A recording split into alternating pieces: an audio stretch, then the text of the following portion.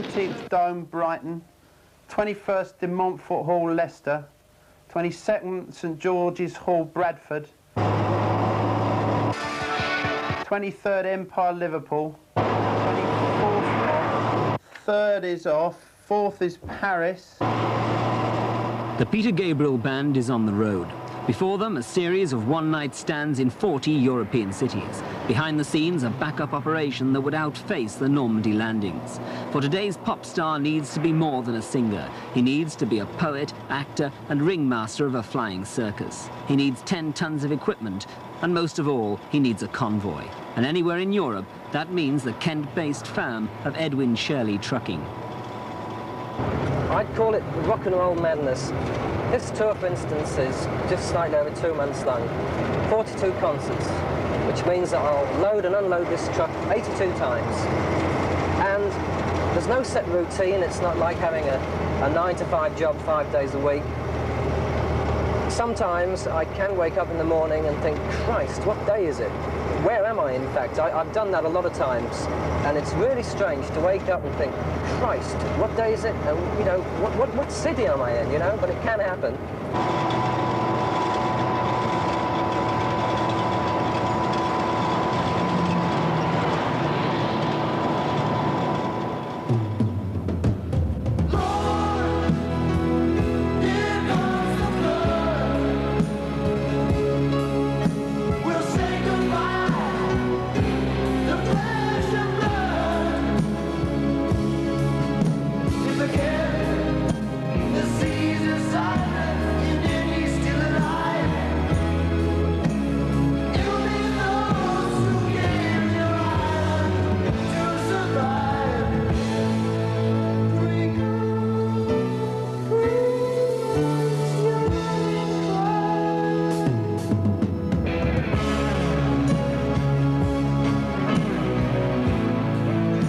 We regularly go to about 20 different countries.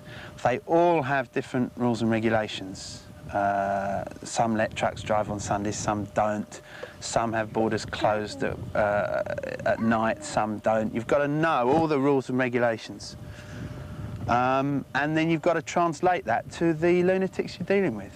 When a tour is badly organised, when the tour manager isn't very good at his job, then things can start to go wrong. Just a badly organised tour can make things hard work.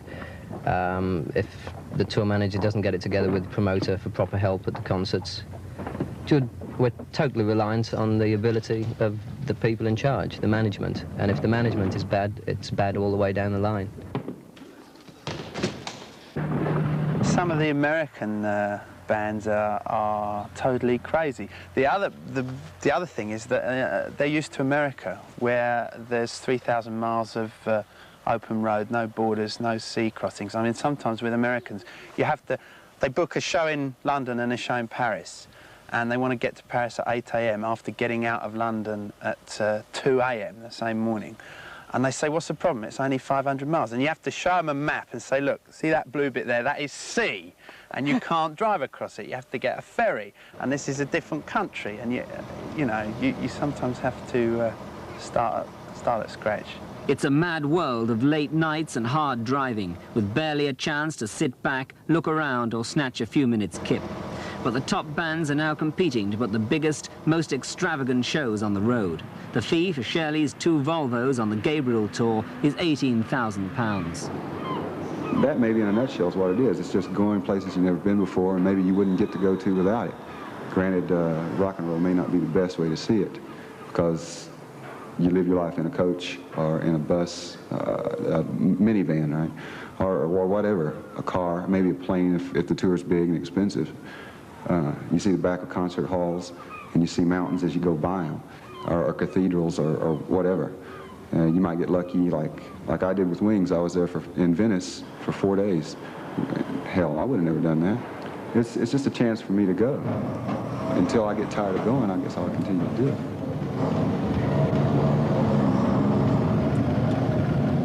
Public truck drivers are great philosophers because you spend quite a lot of time on your own. It gives you a lot of time to think and things to look at as well. Yeah, it's interesting. I get a buzz off it. Yeah, I like it. What sort of things do you think about when you've just been through a scene like we've seen in the last few nights, you know, with all this music pounding in your ears, you know, and you've been operating the follow spot? What do you think about afterwards when you get away? Well, characters, people I might see and meet and talk to during or after the concert. Perhaps the odd girl here and there, I don't know. Just people you meet. What sort of gear are you travelling with? I mean, it's worth a lot of money. Well, yes, it's very valuable, very expensive. And a lot of it's very personalised as well, because you can imagine a musician will, how can I put it, acquire instruments over a number of years that he gets very attached to. Personalised pieces of equipment that should he lose or get damaged, they'd be extremely angry, I'm sure. You are conscious of where you're going, but you lose track of the time in which the time you spend in each place, because it normally isn't very long, and you lose track of how far you've travelled. You might suddenly find yourself 2,000 miles from where you started and not really realise you've got 2,000 miles to go back, you know? The first few days are pretty hectic. Everyone's trying to get their own personal gig together. And once that starts coming together and people start loosening up, then you go through a period of pretty much relaxed, good time. Everybody's having a good time and enjoying themselves. And then after you've been on the road in this confined environment for a while, you start getting a little edgy and people start annoying you and things that they've been doing every day that you've wondered every day why they do it that way because you think it should be done some other way. You start to sound off about it. So then you go through a period of everybody getting on each other's case. And then you get to the point where the tour is almost over. You've got maybe 7, 8 gigs to go. And at that point, it doesn't matter. He can go ahead and do it that way. Even if you do know a better way, go ahead, do it 7 more times and we'll go home. And then, of course, the best time is when you close the door of the truck after the last show. What?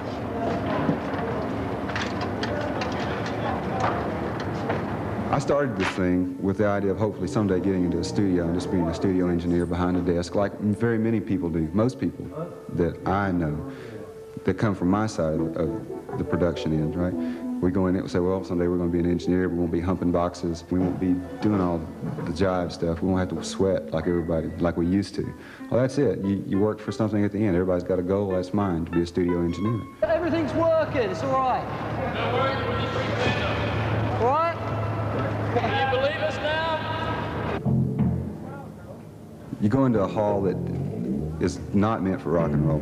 It's meant for theater or for oratory or something, but it's not for loud rock and roll or anything like that. So you carry all these boxes in, and every day it's an improvisation. You know, you have to use what you have and you build on it, whatever it is.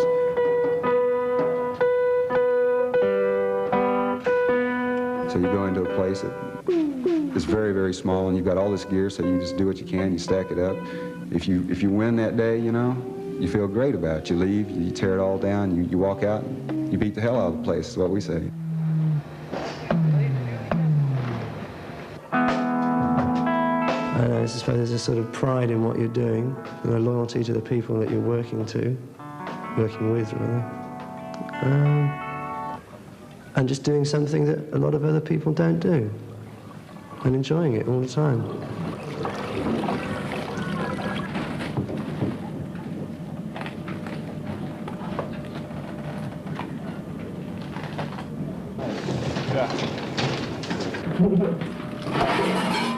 Do you find yourself in the role of sort of mother hen to a lot of extroverts? Is that a difficulty? Yeah, that certainly in my job, dealing with the group, there is a certain aspect of it. But some musicians are totally self-sufficient. You can tell them the night before, we're leaving at 10, and you know they're going to be in the hotel lobby with all their suitcases packed at 10. Others, you can tell them 3 times the night before, and then you have to ring them 2 hours before you go, an hour before you go, a quarter of an hour, and they're still not ready on time. You know, they vary.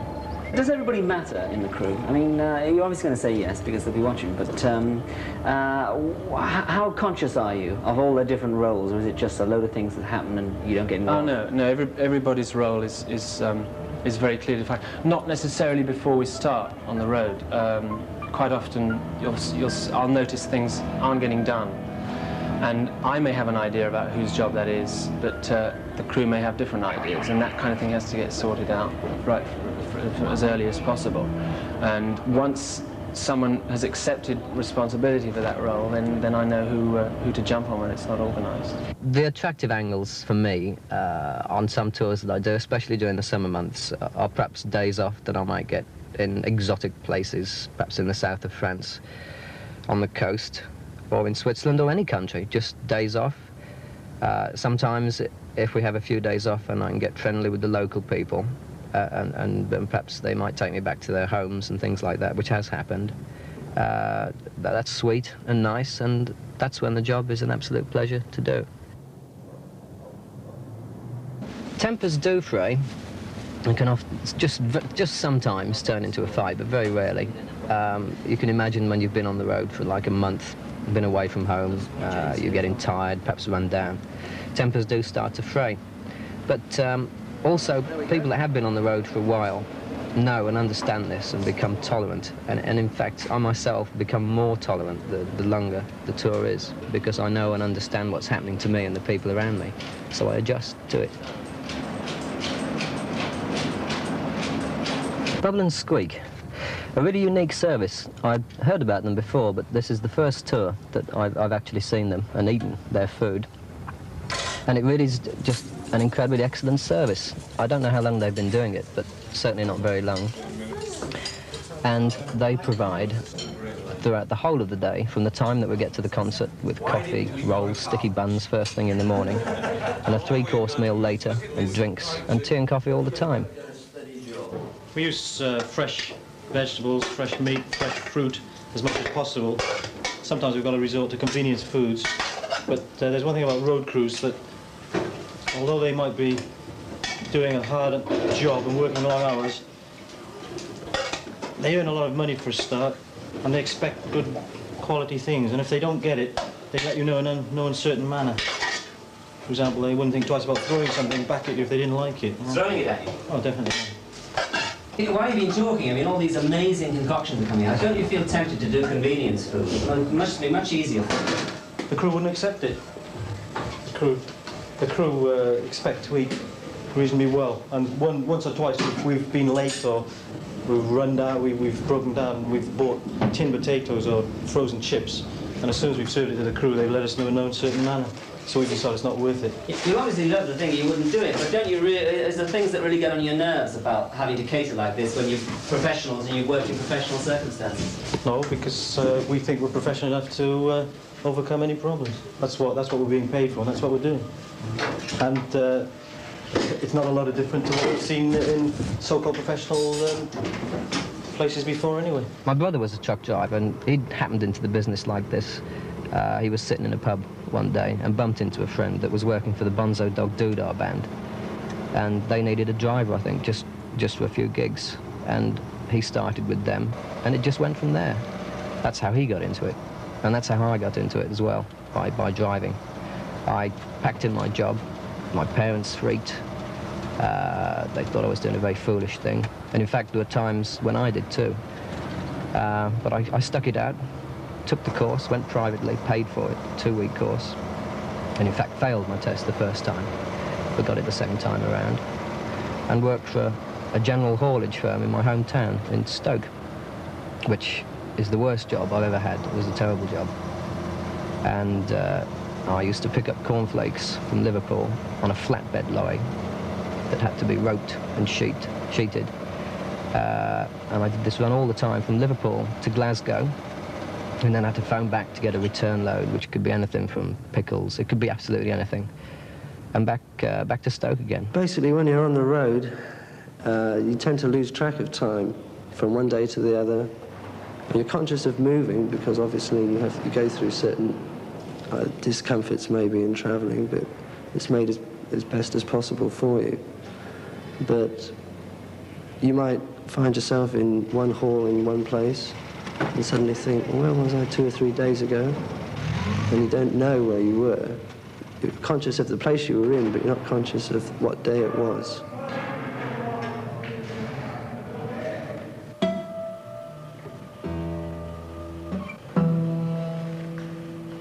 Well, basically, I started playing guitar, and I got to a stage where you know that you've either got the talent to play guitar well or you haven't.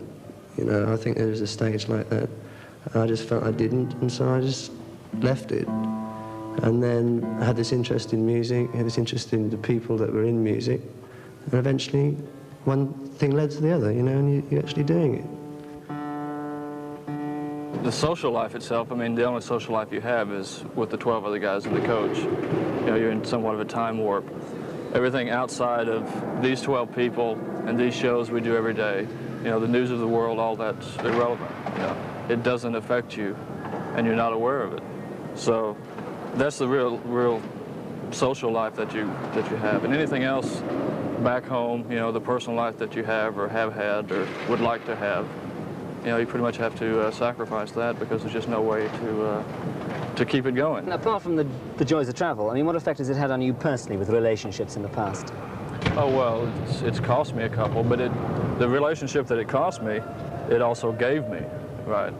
The Lamb Lies Down tour that Genesis did in the States, I just met a lady, we were getting to know each other, and it turns out when we went on the road, Peter didn't have anyone doing his costumes. At that time, he was into very elaborate costumes and everything. And as it turned out, she got the gig. So we spent a month on the road, became very close, got back home, moved in together. And we spent a few months together at home, and then I came back over here with Genesis, which, like I say, lasted for like 4 months. And by the time we got home, you know, all the things that we had in common or that we had shared in that month on the road, there'd been that 4-month gap, and they were just lost, you know. It's not fair to the lady at home, first of all, you know, to sit home every night and, you know, and write letters to no telling where, hoping they'll catch you in time. And it's not fair to the guy on the road either, wondering, you know, what is she doing tonight, you know. We used to wear suits and short hair and wait on we used to do a lot of things conventional ways, and we came on the road, we had to relearn everything. And since we've been on the road now for 9 months to a year, and every week we're learning something new.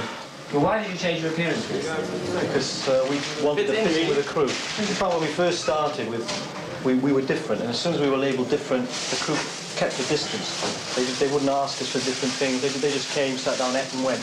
Now we're treated as part of the crew. And yesterday, cooking in the toilet.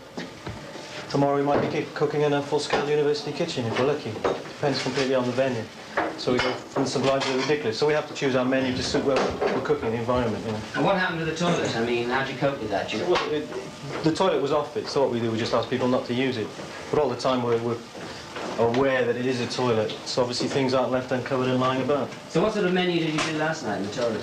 Yesterday we did spaghetti bolognese, which was a pretty simple menu to do. How does this work out with you just flying down from Paris now a couple of hours before the show, and there's your gear, you don't even know if it's tuned, presumably? Well, in this case, with the guy who's doing them now, David,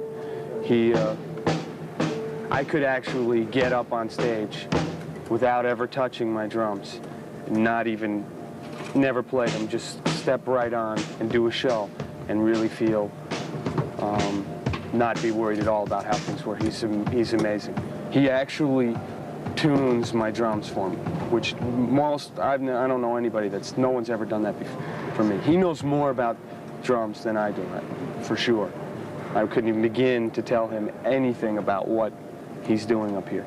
Tell me this thing about the equipment, you know, the vast amount of it and the effects that you create. Well, you can get away with a lot maybe for a short while, but you can't get a long-term relationship with an audience unless you have unless you can deliver the goods. And there are 1 or 2 acts one can think of that seem to rely more on sensation than they do on music. But the other point is just that the number of people that are interested in coming to see it. If 5,000 people want to see a thing rather than 500, and you don't give them that opportunity, or you play in a 500-seater club, a lot of people that would want to see it won't be able to. And the equipment is a means through which one can try and generate the same excitement that you would in a small club to a large number of people. It's hard, seeing as we do a tour, 40, 50 dates in a 3-month period, playing the same show pretty much. the audience is real important, because that's the difference between one night and the next. You know what I mean? If the audience is real receptive and there's the energy coming from the audience, it almost always we're able to put it back out. It just seems to happen that way.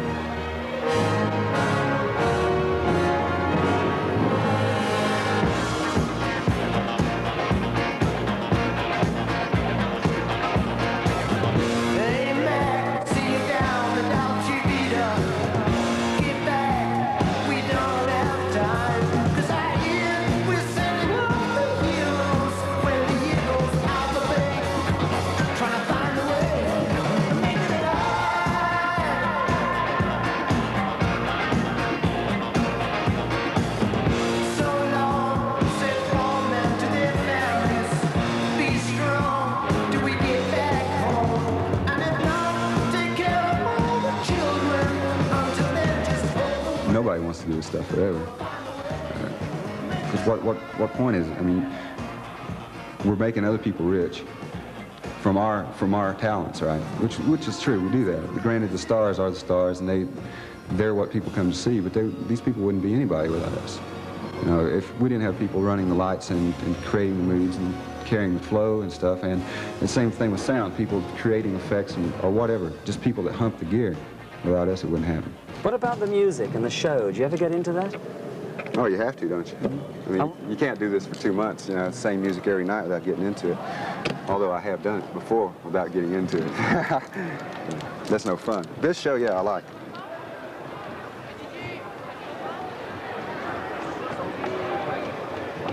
The front rows, if they're lit up, are very important for me, in that I just work very much off the energy that the audience gives me. If they're uninhibited and they seem to be having a good time, it's much easier for me to do that too. And if I'm a long way from the audience, you know, I insist that we don't have any crash barriers in front of the stage for that reason. I like to be up in close contact. That guy on stage is not Peter Gabriel. It's someone that he has manufactured and that we've all contributed to. So Peter's out there for all of us, more or less. That sounds very corny, I'm sure, but it's really true. He's the end result of what goes on here from 9 o'clock on, and I think everyone realizes that. This particular tour is a hard one. There were a lot of back-to-backs, not really much time off. And in fact, it's just work and sleep. Almost 2 months of work and sleep. We're about halfway through now. 42 concerts, and a lot more to go. And sometimes I think, Christ, what am I doing? You know, I must get out of this business. But, you know, it wears off. I still like it as much. So what do you enjoy about it? I enjoy working hard, I suppose. I enjoy working. To keep in silence, I resigned. My friends would think I was a nut.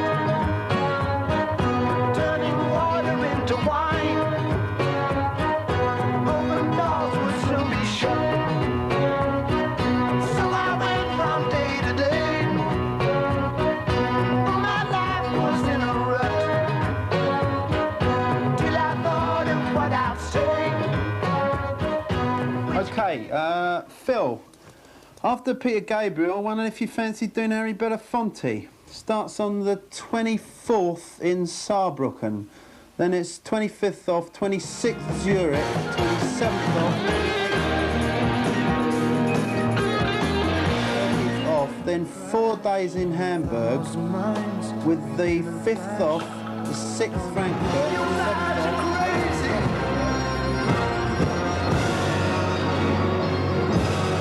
Oslo, 12th Copenhagen, 13th and 14th off, 15th 18th off, 19th off, 20th Vienna and the 21st, 22nd